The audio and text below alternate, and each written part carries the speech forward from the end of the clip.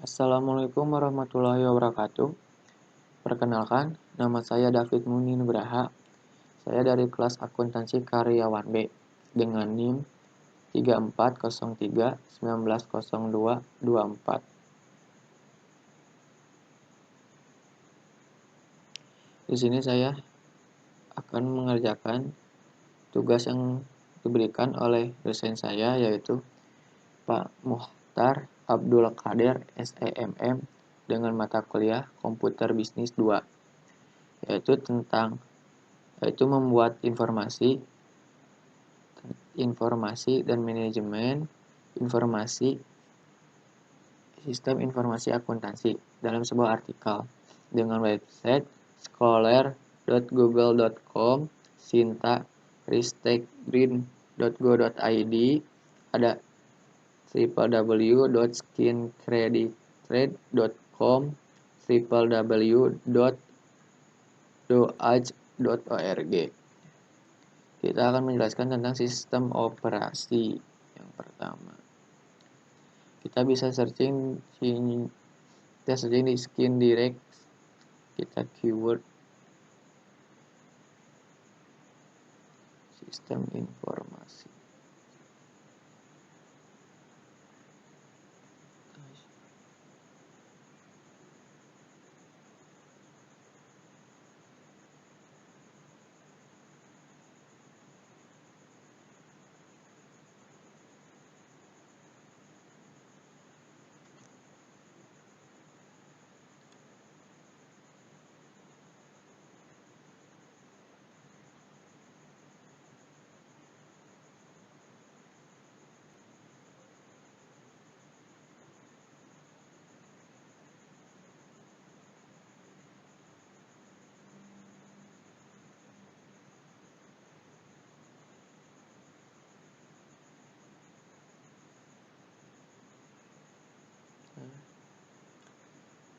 Ini sudah muncul, ada apa, jurnal tentang sistem informasi.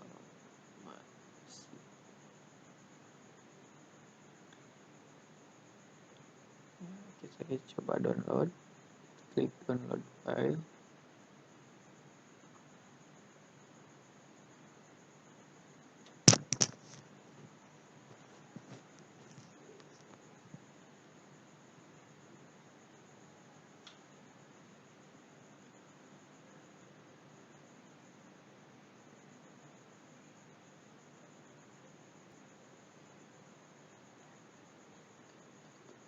Start download.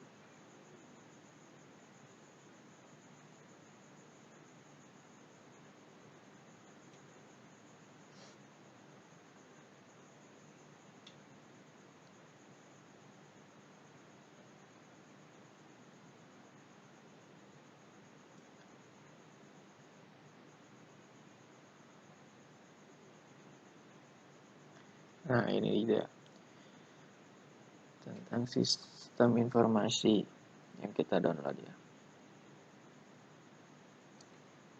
Informasi. Selanjutnya kita masuk ke SIM dan SIA. SIM yaitu Sistem Informasi Manajemen.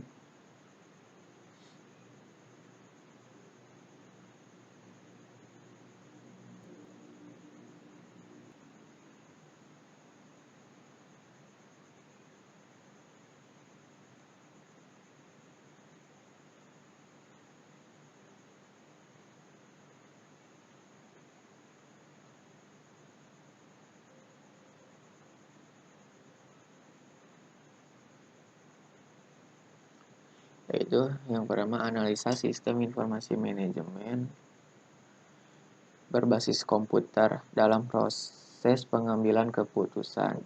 Oleh Sri Dewi Anggadini, mahasiswa program Doktor Ilmu Akuntansi Universitas Padjadjaran.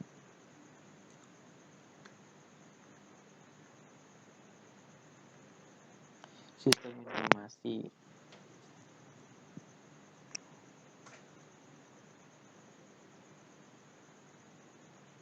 Nah, ini dia buku referensi.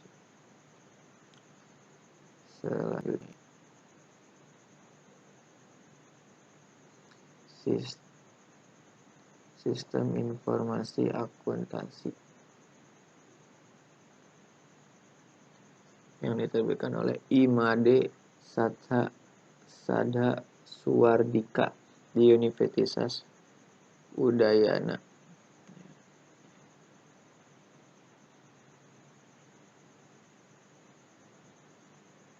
Yang sebelumnya saya sudah download ya ini.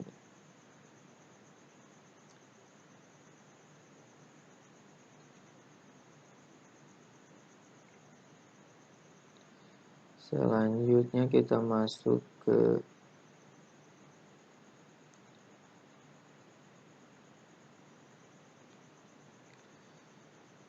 soal 2 itu pengertian saham menurut para ahli ya. Pengertian saham adalah menurut Sabto, yaitu seolah lembaga yang menerapkan instrumen bukti kepemilikan atau pernyataan dari suatu individu atau instansi dalam suatu perusahaan, sedangkan menurut istilah umumnya saham merupakan bukti penyertaan modal dalam suatu kepemilikan saham perusahaan. Pengertian saham menurut Widonaka adalah tanda-tanda penyertaan atau kepentingan seseorang atau badan dalam suatu perusahaan. Nah, ini sudah ada juga banyak pendapat tentang saham ya menurut para. Yang kedua, segmen saham berdasarkan perusahaan. Segmen perusahaan dibagi menjadi 9 sektor, yaitu sektor pertama daftar adalah pertanian yang terdaftar dari BI atau Bursa Efek Indonesia. Yang pertama pertanian, ada juga sektor pertambangan, kedua, ketiga sektor properti, sektor transportasi, sektor keuangan, sektor perdagangan, sektor industri dan dasar kimia, sektor akreditasi industri, sektor kimia dan barang konsumsi. Ada laporan 5 tahun terakhir saya mengambil dari PT Sukses Indofood. PT Indofood Sukses Makmur Tbk ya. Yang ini berisi laporan.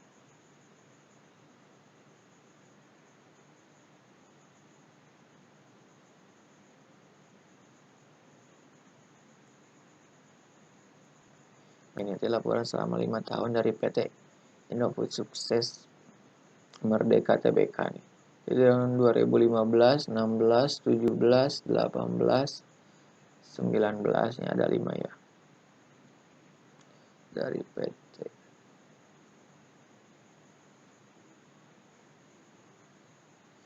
Indofood Sukses Makmur Tbk ya. Yang diterbitkan pada 31 Desember 2015.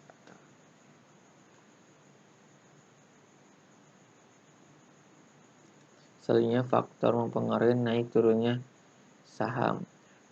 Yang mempengaruhi naik turunnya saham yaitu ternyata faktor eksternal dan internal. Faktor eksternal meliputi kondisi fundamental ekonomi makro, fundamental kurs rupiah terhadap mata uang asing, kebijakan pemerintah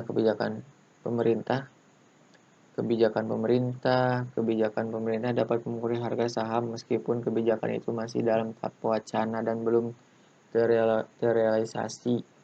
Faktor panik berita-berita tertentu dapat memicu kepanikan yang bersingkat mendorong investor untuk melepas atau menjual sahamnya. Faktor meliputi pasar. Faktor internal yaitu faktor fundamental perusahaan saham yang memiliki fundamental yang baik menyebabkan tren harga sahamnya naik. Aksi korporasi perusahaan, proyeksi kinerja, masyarakat tetap harus berhati-hati dalam memiliki investasi. Pastikan investasi Anda legal dan berada di bawah pengawasan OJK. Selanjutnya jumlah dan daftar saham berdasarkan abjad, yaitu ada di sini. Ke jumlah saham berdasarkan abjad ya. Saya sudah simpan di sini. Nah, di sini ada kode nama perusahaan ya.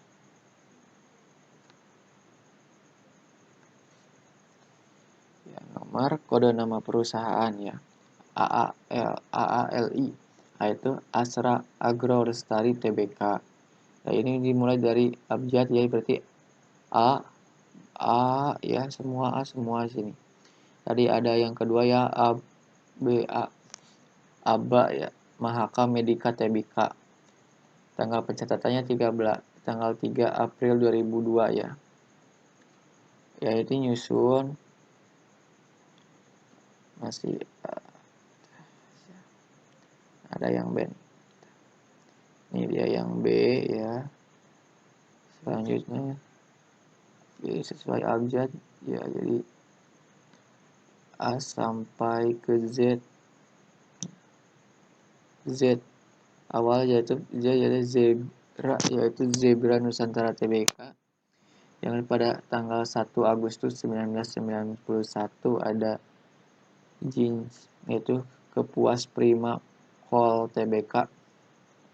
16 Oktober 2017 yang terakhir ada Zone yaitu perusahaan Mega Perintis Tbk 12 Desember 2018.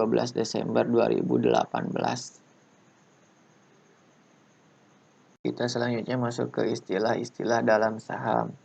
Yang pertama, istilah saham itu analisa teknikal. Analisa teknikal ini bisa digunakan untuk para investor untuk melihat harga suatu saham sudah terlalu tinggi atau masih rendah. Metode ini bisa dilakukan dengan pengamatan pola-pola chart dan data pasar saham. Yang kedua, ARA dan ARB. 3 Wills dan bearish. Keempat, blue chip. Kelima, bid ask. Keenam, cut loss atau CL. Ketujuh, corporate action. 8, capital gain atau capital loss. 9, dividen. 10, emiten. 11, haki. 12, take profit atau TP. Ya, selanjutnya kita menuju ke menabung di bank versus menabung saham. Yang pertama, keuntungan menabung di bank yaitu keuntungan bunga dan bagi hasil. Yang kedua, keamanannya terjamin. Ketiga, kebebasan dalam bertransaksi. Keempat, lebih praktis dan simpel. Yang kelima, kesempatan mendapatkan hadiah. Keenam, mengolah keuangan dengan lebih terencana. 7, investasi yang terbilang aman. 8, mudah diambil untuk kebutuhan mendesak. Jadi kita tidak menemukan kendala dalam melakukan penarikan. Jadi bisa kapan saja kita melakukan penarikan. Kekurangan menabung di bank yaitu tidak gratis. Uang menabung di bank tidak gratis, sama saja dengan menitipkan uang pada bank sebagai lembaga yang dipercaya. Tentu saja menabung di bank umumnya tidak gratis, adanya membayar administrasi setiap bulannya. Kedua, tabungan sulit berkembang. Ketiga, bunga kecil.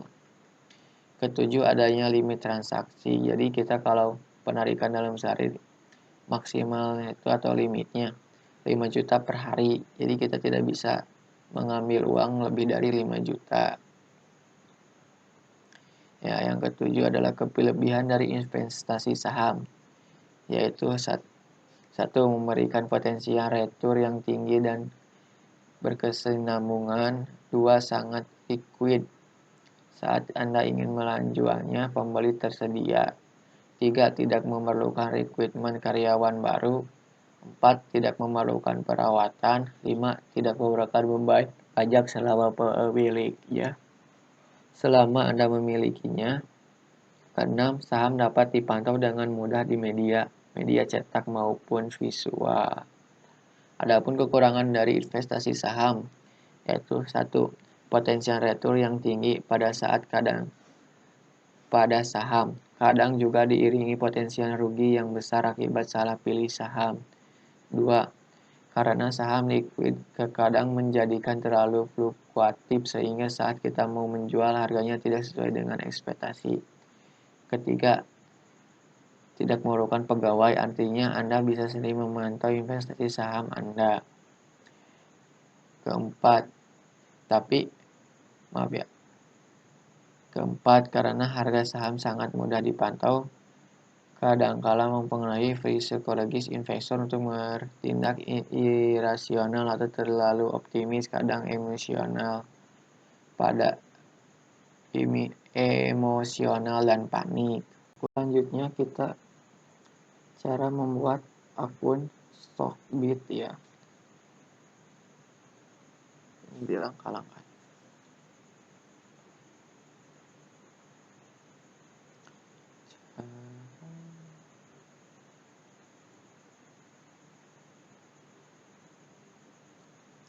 Register with email. Your name, kita masukkan nama kita ya. Email, masukkan username seperti ini ya. Password kita bisa ya. Lalu kita klik register.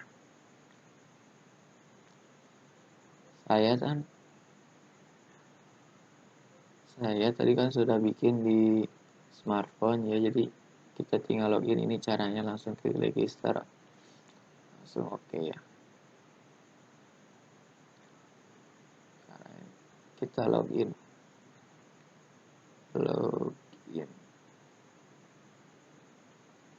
dengan your email, masukkan email, kata sandi yang kita buat ya tadi.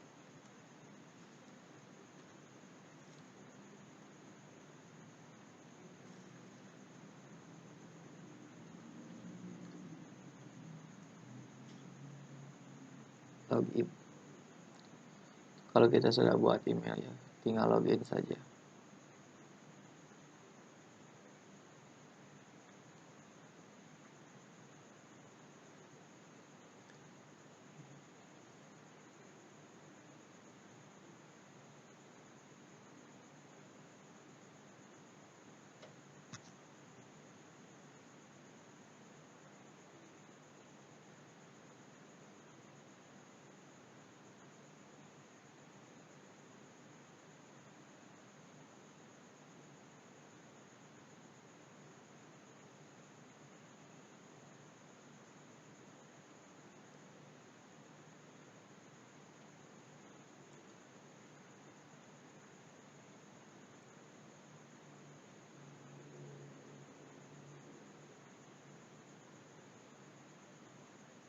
Ya, sekarang kita sudah bisa masuk di akun Stockbit kita ya.